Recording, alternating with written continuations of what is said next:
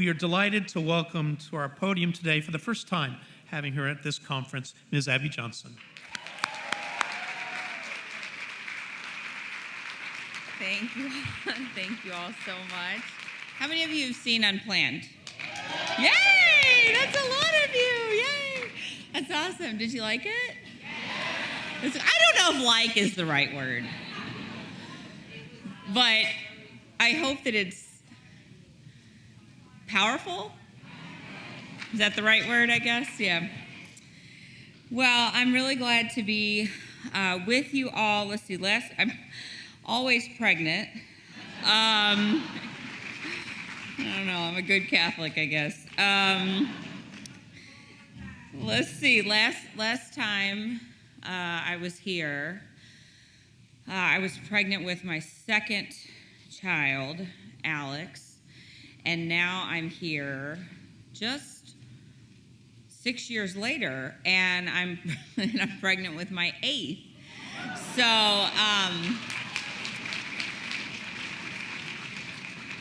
yes, we do know how it happens. Although I don't get that question from Catholics. They're like, yay! I can always tell like what type of group it is that I'm speaking to, you know?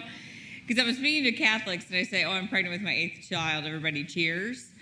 And if I'm speaking to Protestants and I say, not to knock Protestants, but if I'm speaking to Protestants and I say, oh, I'm pregnant with my eighth child, there's like a gasp. There's an audible gasp around the room. So, why would she do that to herself? So anyway, yeah, so let's see. So I've got Grace. I still live in Texas, and we have Grace, who is 12 now, and then we have 4 boys. They are 6, 5, 4, and 4. And then their room constantly just smells. I don't even go in their room anymore. I'm like, I don't even care what's happening in here. Like, it's disgusting. I'm staying out. It'll just get worse, I'm sure. Yep. Yeah. We have our house has 2 bedrooms upstairs and the rest of the bedrooms are downstairs. And I was like, let's move all the boys into one room upstairs so they can just smell it up together upstairs because we never have to go up there. So, and then we have twin baby girls that are about 1.5 years. And they're adorable. And then this one, I'm 32 weeks pregnant with this one, and we don't know if it's a boy or a girl, but I'm pretty sure, I'm feeling confident it's a boy. And if it is a boy, his name is going to be named Fulton. I know, right? That's like a good Catholic name. So, and I hope it's a boy because I've already ordered a bunch of personalized stuff that says Fulton on it. Not that I care if it's a boy or a girl, but just because I've already given a lot of money to Etsy for this personalized stuff. Now it's for sure going to be a girl because I've done that. But, you know. Anyway, so yeah, and so we only have one set of twins. So our 2 boys that are 4, they're actually 6 months apart. But I don't move quite that fast. So our youngest son was actually gifted to us through open adoption. I'll tell you that story. I was in Atlanta speaking for a pregnancy center, and I'm in this Facebook group of about 30 women. We're all really good friends, and there was this notification that popped up from one of the gals in the group, and this lady she lives in Maryland. She's a sign language interpreter, and she interprets for the deaf community in her church. And she had become friends with a woman that she interpreted for, and this woman was married. She was pregnant with her 4th child, but her child she was pregnant with had actually not been conceived with her husband. She had been the victim of an assault and had conceived. And so she had made an adoption plan for her son, and 2 weeks before her due date, she got an email from the adoptive family saying, we've been thinking about it, and we've decided that since there's a possibility that your child could also be deaf, we don't want him. And because, when you have your own biological children, you always know exactly what you're going to get, right?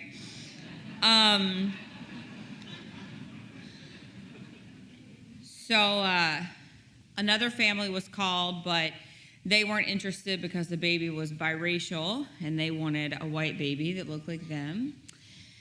And so my friend posted in this Facebook group about the situation, and she said, if you guys know anybody who would be ready and willing to take a baby in 2 weeks, please let me know. And I looked at it, and I'm not sure why I did it, but I wrote, we will. And so my friend called me, and she's like, are you crazy? Because, our youngest, Carter, at the time, he was only 6 months old. And I said, yeah, we have so many babies in our house right now. I'm not even sure we would notice another one if you threw it in. And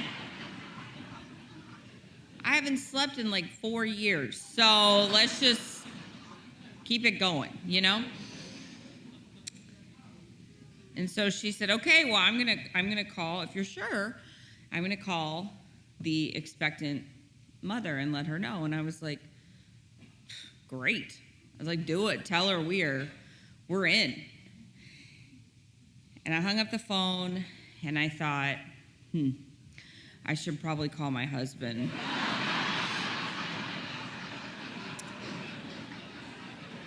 So what I really thought was, can I send this in a text?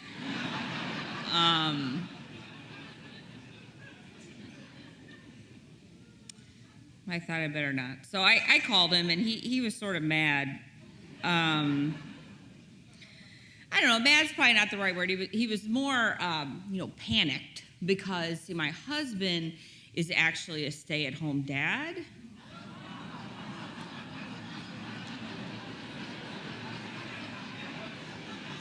So this actually affects him more than me. So he didn't talk to me for a couple of days. And then he finally called me, and he said, Abby, I've been writing a pros and cons list. And he said, every time I think of a reason that this is crazy and we absolutely should not do this, he said, I look into our future, and that little boy is always there. And he said, I think we should do it. And I said, honey, I am so glad to hear you say that, because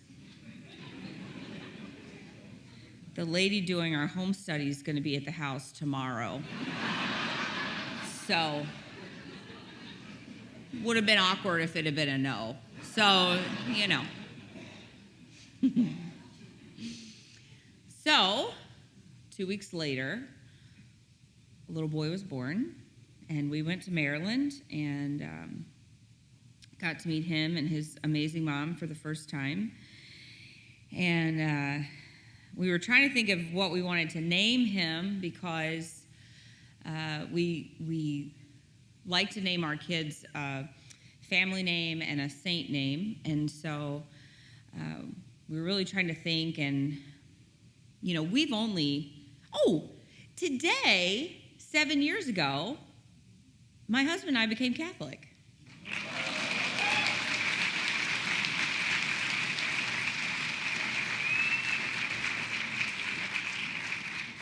I just remembered. It is the day. But at that time, we'd only been Catholic for like 3 years. And there's a lot of saints, and we knew, the baby just kicked me really hard. We we knew we wanted to name him a name that started with the letter J because his birth mother's name starts with J, and her 3 other children, their names start with J, and so we wanted to honor her in that way. But I couldn't think. I'm like, a good J saint name, like Joseph? That's all I could think of, And I was like, I don't know. I'm not feeling that. So I go online, like you do. I went online to like saints.com or something, and I click on J, and I start going through the list, and like nothing was really jumping out at me. I get to the bottom, and I see St. Jude. And I thought, okay, that makes sense, as he is the patron saint of desperate or impossible cases. And I thought, that makes sense to me because when his mother found out that she was pregnant, she went to family, friends, people in her church, and they told her, this is the one time that abortion is okay. This is that exception. This is that one time that abortion is acceptable. But she stood very firm and said, it's either a baby all the time or it's a baby none of the time. And she reminded them that God doesn't make mistakes.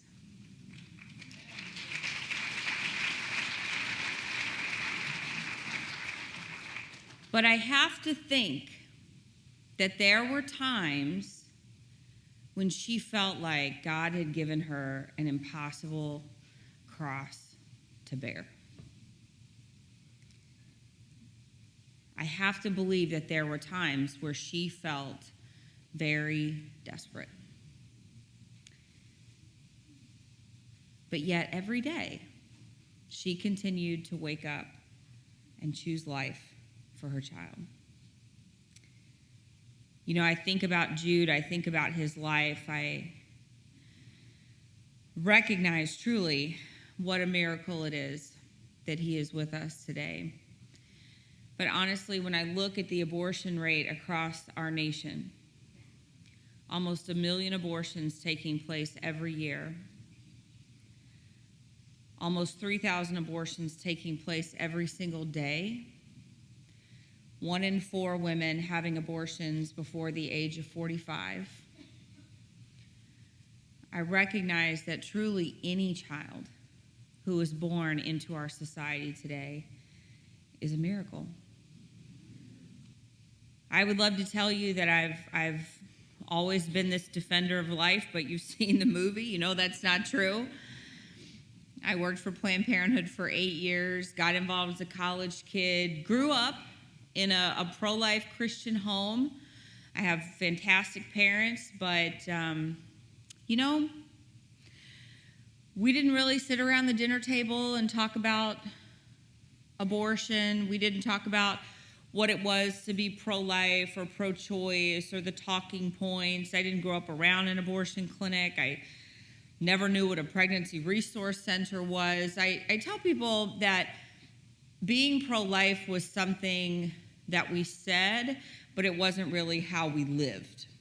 And I think, probably a lot of us can identify with that in our own homes and how we were raised. And my parents were not activists in any way, shape, or form. I think my parents just believed that they had taught me to follow God's path for marriage, and so as long as I followed that path, then abortion would never really be on the table for me and my family. I went to college, met a woman with Planned Parenthood, heard all of their talking points, which their talking points all sound good on the surface. Want to provide health care to low-income women, want to reduce the number of abortions. I mean, all the things that they were saying made sense to me as someone who was very naive and very ignorant on the topic of abortion. And so got involved with them. Once I was in, that was really it. I just sort of was in step with everything that they were doing, everything that they were saying.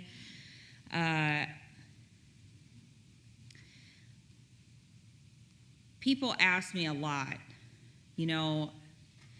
Abby, how is it that you went from being this good Christian kid? I mean, I was a pretty good kid. I didn't do very many things wrong that my parents found out about. So that counts. How did you go from being that person to being a person who ran an abortion clinic? How did you go from being that kid to being someone who laid on an abortion clinic table, not once, but twice, to take the lives of my own children by abortion? Abby, how did that happen? I guess I don't really have just a, profound answer for you, except to say that it happened just a little bit at a time. Because that's the way that sin creeps into all of our lives. It's just one little lie at a time, one little justification at a time, little compromises here and there. But I know that when God wants to change your life, it can literally happen like that. And that's what happened to me in the fall of 2009. 2009 had been an interesting year for me. I'd won Planned Parenthood's Employee of the Year award. You can hold your applause. I know you're all very proud of me. And then a few months later, I was told that we were going to be doubling our abortion quota, a certain number of abortions that we had to sell to women coming into our doors. And people ask me, how do you sell someone an abortion? Well, it's pretty easy, actually. The easiest sell is actually to women, to Christian women. About 60% of women who have abortions are professing Christians.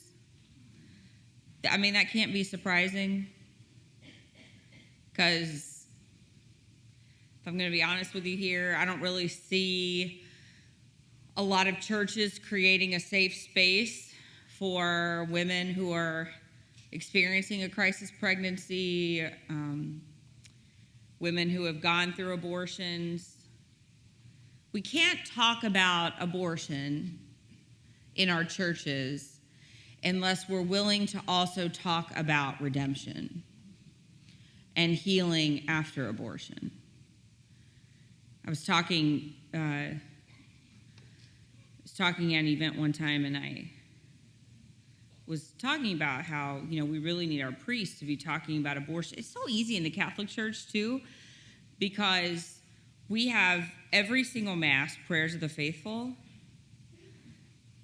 Every single Catholic Mass at every single Catholic church across this country should have something about abortion, every Mass, in the prayers of the faithful.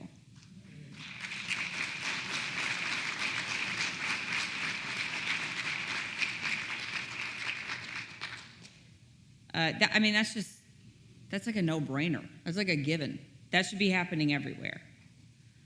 Our collective prayers are powerful. And it also gives an invitation to women and men who have gone through an abortion. It gives them an invitation to find healing, to let them know that this is a church that loves them, that cares about this issue, and that has resources available. But one time I was saying that, and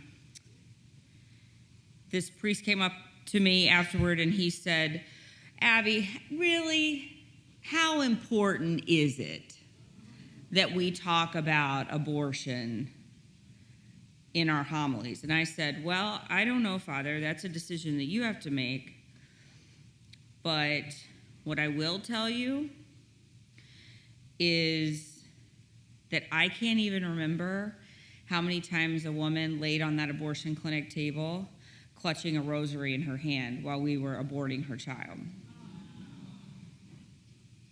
So you tell me how prevalent this is in our church. It's hard to understand sometimes why such an intrinsic evil like abortion has caused us to be so silent. But I look around and I see how abortion has infiltrated our church in very small ways. We've allowed things a little bit at a time. Nothing makes me more hot under the collar than when I go to a parish and I walk out and there's a Girl Scout troop selling Girl Scout cookies in the narthex. You want to get abortion out of your church? Get the Girl Scouts out of your church.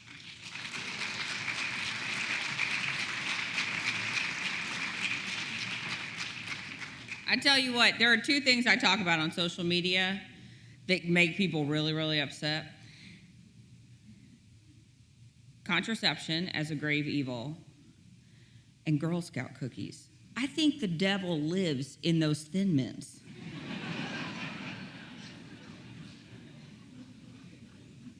You can get them for 99 cents at Aldi. God. But it's just been these little cooperations with evil over time. Those little cooperations have dire consequences in our church.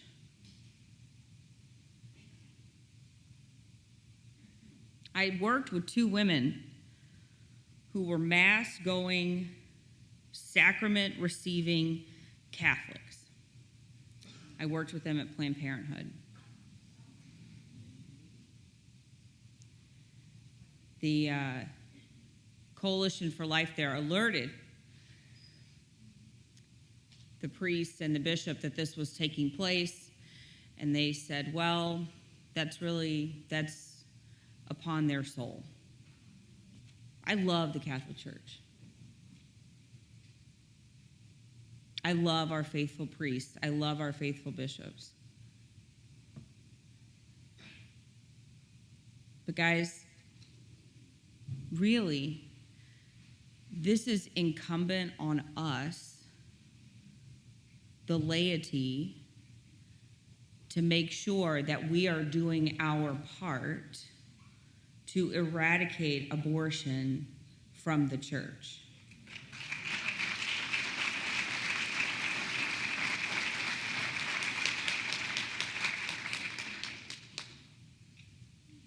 Because it's just those little compromises.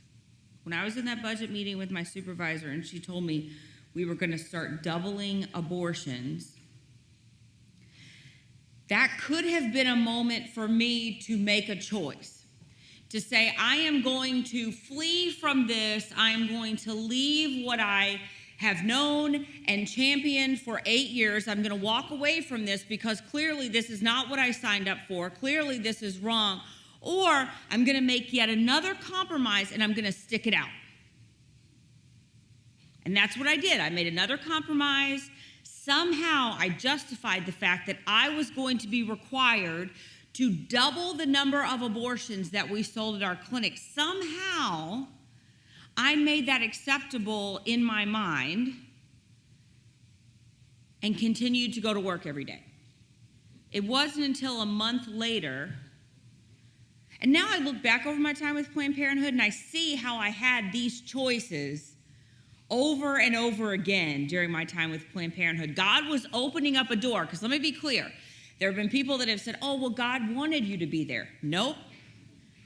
God never wants us to cooperate in evil. It was never, ever, ever his plan that I work inside of an abortion clinic. Never. Now, can he use that experience for his glory? You bet. And he's doing that. But never did God say, my plan for her is to work in the abortion clinic. But I look back over my time and I see all of these opportunities that God gave me where I was faced with a choice. Do I flee from this evil or do I make another small compromise? And for 8 years, I continued to make those small compromises. Those small compromises that I made mean that I presided over the deaths of 22,000 children. When you look at the sum of the whole of the consequences that we make, it ends up not being so small in the end.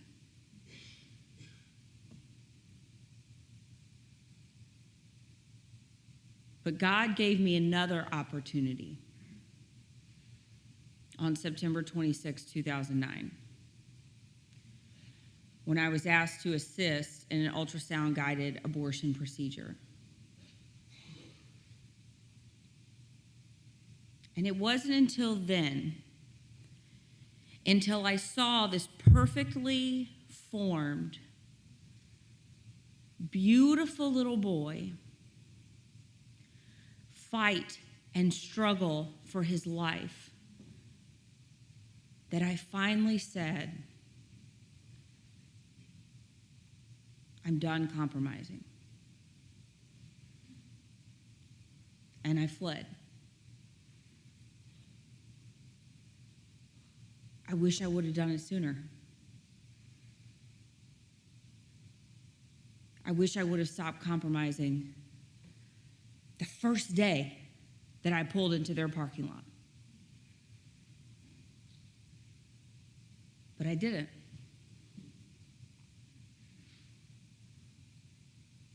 And now that consequence is something that I live with. The compromises that we make as followers of Christ and as Catholics affect the Catholic Church. Because people are looking to you to see how Catholic teaching is modeled. It's important that we are always ambassadors of Christ everywhere we go. And that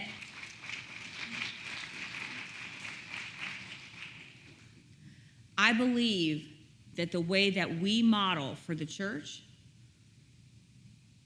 can collectively change the direction of our holy church.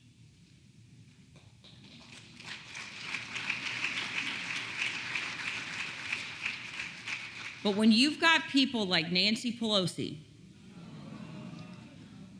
standing up and saying that they are Catholic, and Cuomo, yeah. When you have people like that standing up and saying that I am Catholic and they're touting their beliefs, what that does, let me tell you something, it makes me angry, but it makes me fearful for their soul. I am fearful for them way more than I am angered with them.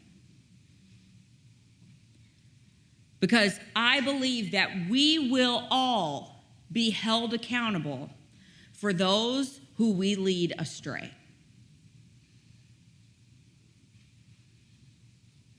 And not just governors and representatives and people like that, all of us. We will be held accountable for how we live out and speak about our Catholic Church. I believe that, now, I mean, this is what I do, right? I talk about abortion, and this is sort of my life. But I've thought about the sins that plague our nation and our world.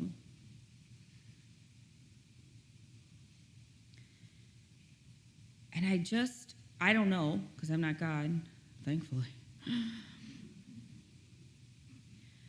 But I can't imagine anything that must grieve the heart of God more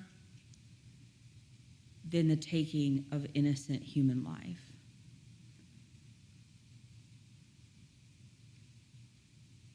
Because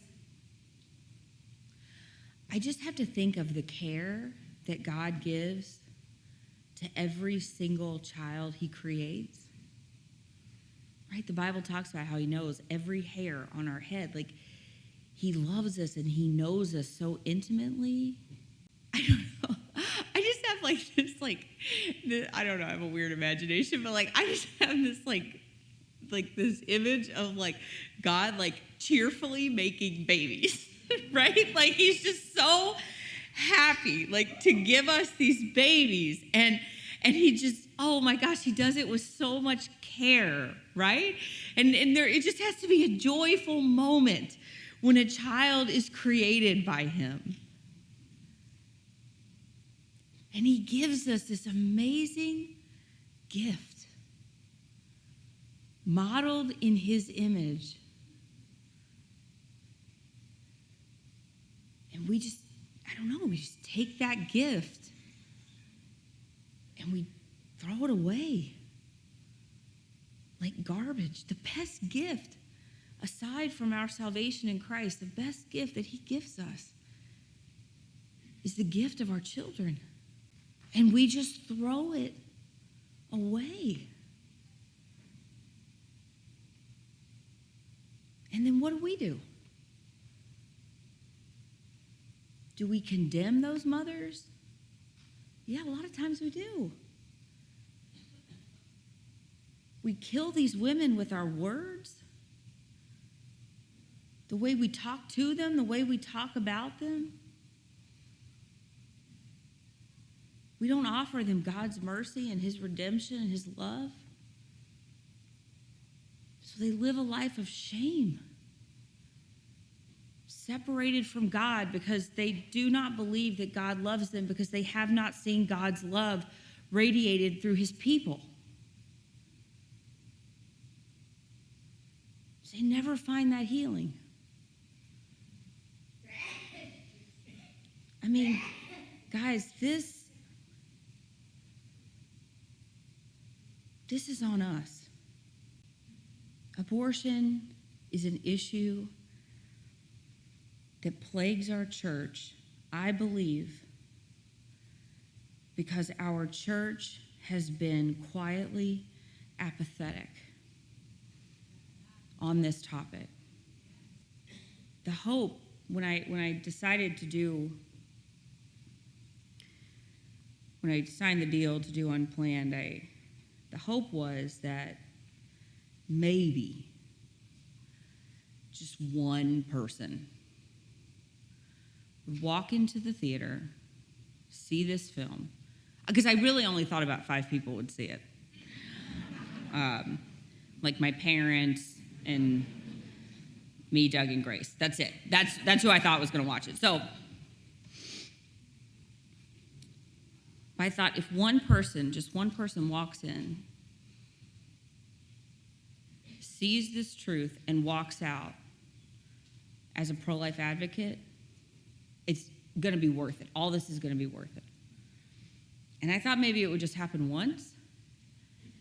But every single day, I'm waking up to dozens of messages from people who walked into the film pro-choice to watch it as a critic and walked out pro-life.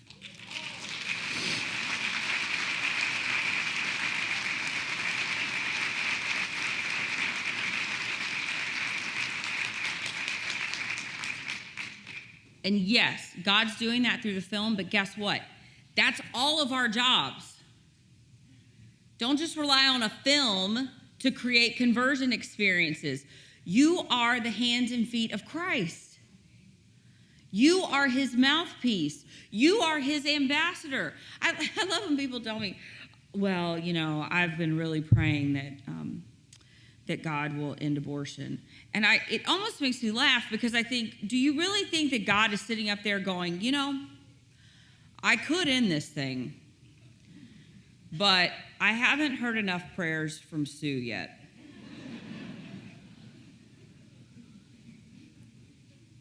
Guys, God hates abortion. God abhors abortion. He knows it's wrong. I think every time we say, God, please end abortion, he looks back down at us and says, okay, let's end abortion. He's waiting on you. He's waiting on me. He's waiting on all of us to get activated, to do something, to get involved, to sacrifice. Guys, now is the time. I don't know what it's going to take. But look at what's happening in our society. We are so far removed from the path that God has called us to. We don't even know who we are anymore. We got 60% of women professing to be Christians who have abortion. We got almost 50% of households with sons growing up without fathers in the home. We've got men wanting to be women. We have women wanting to be men. We've got some woman recently who wanted to get a marriage certificate to marry her dog. Like, I'm not even trying to be funny. This is where we are right now in our society. We are confused. So confused. I went to a pro-life. I was speaking at a pro-life march in Los Angeles. Always interesting. It happened to be the same day as the big women's march. So I was watching these women go by, and they had all these signs, all these things that ail our society. And I just wanted to walk up to, I was in a car, so I couldn't, but I just wanted to walk up to them and say, I have the answer for everything on your list that ails you. It's the Catholic Church.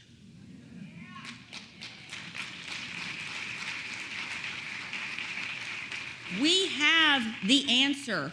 We have the truth. But so many times we keep it to ourselves. What's your favorite ice cream? No, I mean like the brand. Breyers. That's the best y'all have here. In Texas, we have something called Bluebell. Okay. I'm going to go ahead and use Bluebell as my example because Bluebell is the best ice cream on the planet, and the family that owns Bluebell, very pro-life. So we're gonna use them. Okay, so Bluebell. If I could imagine what manna tasted like, it's Bluebell ice cream. It had to have come from heaven, okay? But it's expensive. Ice cream has gotten more expensive, right? Because like milk has gotten more expensive. I don't know. A shortage of cows or something. I don't know. Anyway.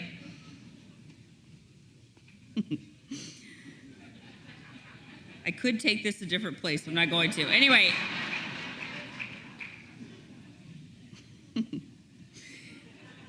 Okay. So, all right. So we have this ice cream, Bluebell, okay? It's like $6 for a half gallon. So it's a treat. Especially in my house, because my children will eat it in one sitting, okay? So only on like birthdays, like special things do we get Bluebell. And they have a million amazing flavors. My personal favorite, pecan pralines and cream. They also have one called Bride's Cake, which tastes just like a wedding cake.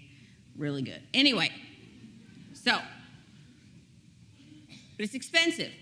So let's pretend, Bluebell, you might have heard of the company because they had like this outbreak of listeria inside their ice cream. So please understand, I'm talking about the non-listeria-filled Bluebell. Okay? And so it was gone. Like, there were no Bluebell on the shelves for like months. You would have thought people were losing their minds, like they didn't have access to water, okay, in Texas. Like, it was a crisis. Okay, like the National Guard was called in. It was bad. Okay, so let's pretend that this half gallon of ice cream for $6, Bluebell, the best ice cream you've ever had, went on sale for $1 a gallon. Okay. People, you guys would be on the phone calling Bernice. Guess what? Bluebell for $1. Everybody would be on the horn, on social media, sending it to everybody they know. Yes? Yes. But we have something so much better than any type of ice cream, and that's the real presence of Jesus Christ.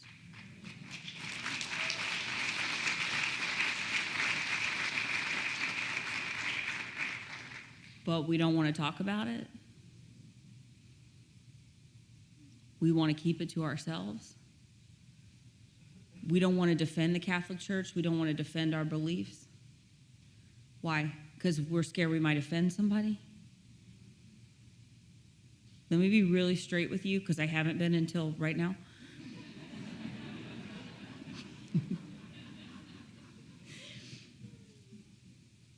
People who are against the church,